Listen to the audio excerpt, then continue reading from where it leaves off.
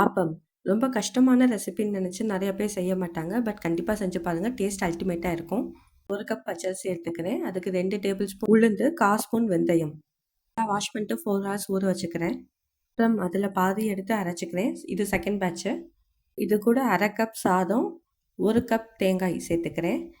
சாதம் வேணான்னு நினச்சிங்கன்னா, நீங்க அவல் கூட சேர்த்துக்கலாம். தேவையான அளவு உப்பு போட்டு இதையும் அரைச்சுக்கலாம். நல்லா மிக்ஸ் பண்ணி பாருங்க. மாவு கொஞ்சம் தண்ணியா இருக்கிற மாரி தான் இருக்கும். ஆனா ஃபெர்மென்டேஷனுக்கு அப்புறம் கொஞ்சம் கெட்டியாயிரும். இப்போ இத 6 ஹார்ஸ் நான் புளிக்க வச்சிருக்கேன். மாவு நல்லா செட் ஆயிருச்சு. நம்ம எடுத்து ஆப்பம் ஊத்தலாம். ரொம்பவே ஈஸியா ஸ்மூத்தா வந்துரும். வேகுறதும் டக்குன்னு வெந்துரும். எப்பயுமே மூடி போட்டு வேக வைங்க. ரொம்ப சீக்கிரமே வெந்துரும்.